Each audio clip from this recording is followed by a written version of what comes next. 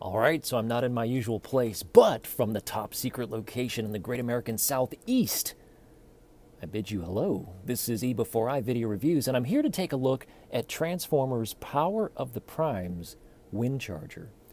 This is WINDCHARGER right here, and I'm about to take a few days off for Thanksgiving holiday here in the United States, and so I figured while I'm here, I will give you a quick view of WINDCHARGER. Now, this isn't the first time we've gotten a WINDCHARGER lately. We did have one for, I think it was Combiner Wars, right? Yeah, I don't think it was Titan's Return. Anyway, we got a WINDCHARGER recently, and it didn't go over very well. It had a pretty cool alt mode, but the bot mode wasn't that great. This guy right here, there are a few quirks, but now that I've gotten used to the figure, I really think that this is great. He's really grown on me. I like him a lot. Love this figure. And I want to show you maybe some of those quirks so that you'll enjoy it more because the instructions are terrible. But let's get to the finer details of WINDCHARGER. So here he is up close. He's red and he's black, and that's what you get. That is what you get. He's got a very nice Autobot symbol on the front of the car. He does have translucent windows on the front. He does. On the side, I don't have my normal studio lights here with me. I believe that's a painted window. It is paint. But the top is also translucent, so he's got his T-tops, and that's cool because you can see through it. The back is black paint. On the back of the vehicle, he's got silver, which is part of the leg plastic, but it's painted silver, so it looks really good on the back, and also silver on the front, where it kind of angles off. Good in plastic molding. Really no issues with the way that this guy looks whatsoever. Now underneath, you have what almost kind of looks like a fully formed robot. Definitely have a WINDCHARGER head, but that's cool. So there he is in vehicle mode. The height of the car is about at Powerglide's head, so you get a good idea of size here. Here he is next to Ms. Slash, so you know he's definitely legend size.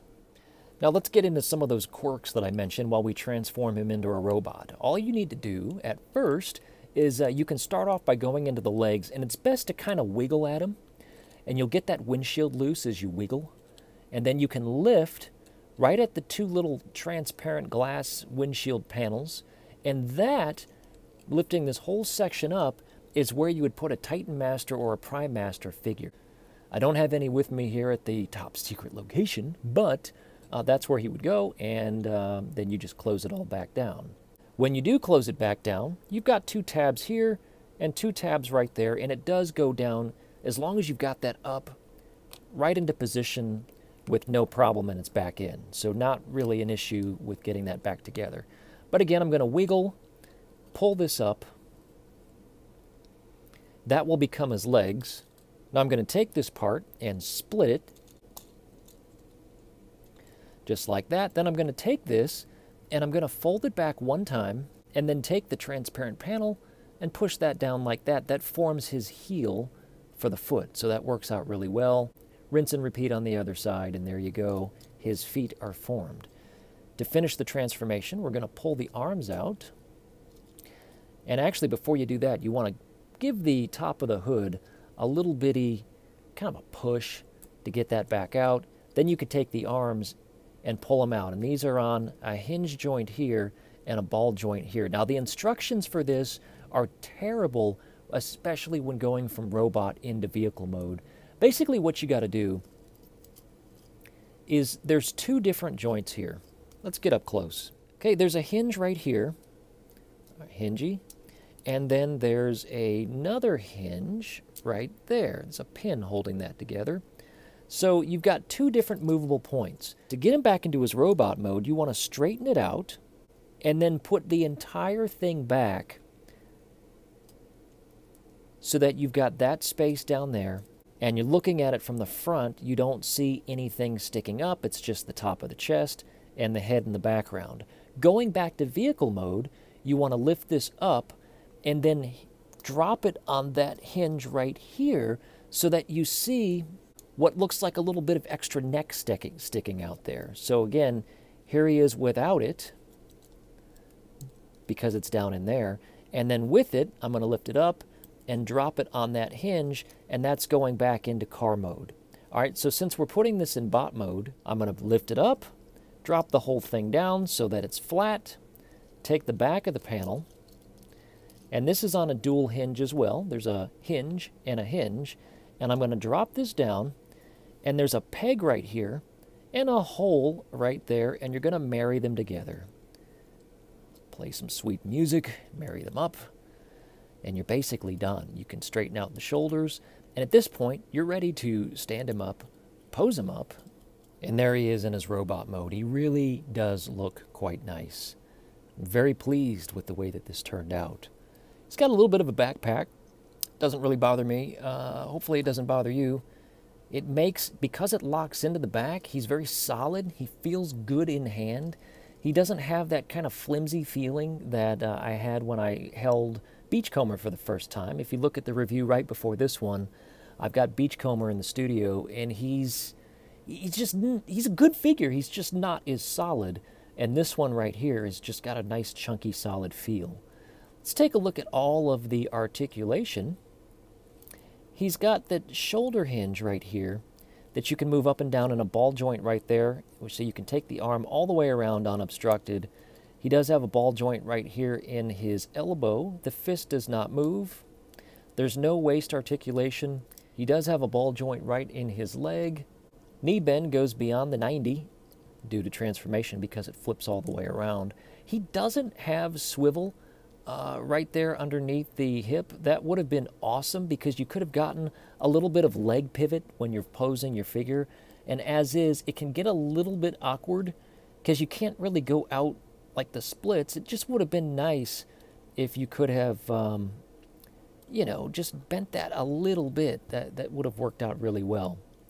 Let's look at some of his details up close.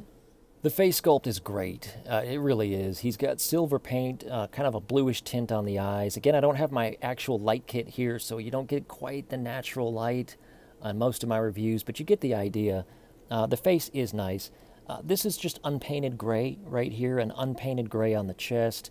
You do have a nice Autobot symbol that's painted on, which is nice. Black trim here, black trim on his K-Rach piece. The head itself is on a swivel. You can turn that around. If you don't want to have the head exposed while he's transformed, you can just turn it, and that's probably what you should do. The directions don't tell you to do that, but you can do whatever you want because you bought it and it's yours. You do have door panel syndrome on the arms, which is, it's okay. Would have been maybe nice for that panel right there to fold on a hinge, but it doesn't, so you can continue to want things. You're just not going to get it. For robot size comparison, he's a little taller than Power Glide, not taller than the wings, but looking at the head, a lot chunkier. So he's got this nice kind of chunk look to him. Overall, I really dig the way that he looks. We'll throw another Legends class figure. Here's New Slash. So again, looking at these two together, especially Slash in robot mode, which I'll cover in detail on another review. Let me get her changed real quick. Now, I'm not saying that she has to be huge or anything, but I mean, look at the difference in just plastic that you have in a figure like this and a figure like that. Now, I'm not saying that it looks bad, but I'm just trying to get the point across that there's quite a bit of just heft to this that I really appreciate. Looking at the card that comes with it, it's pretty nice. Artwork is good. He's got kind of the maybe a little bit grumpy, upset look on his face. All good.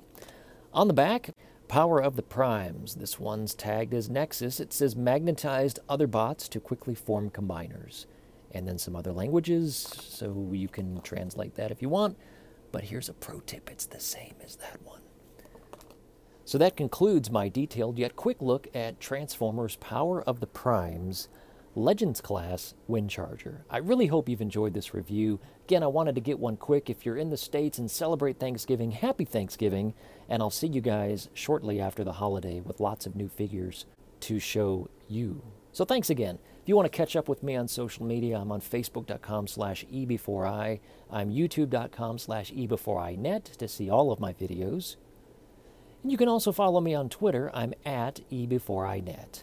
Thanks again so much for watching. We'll see you back here again real soon.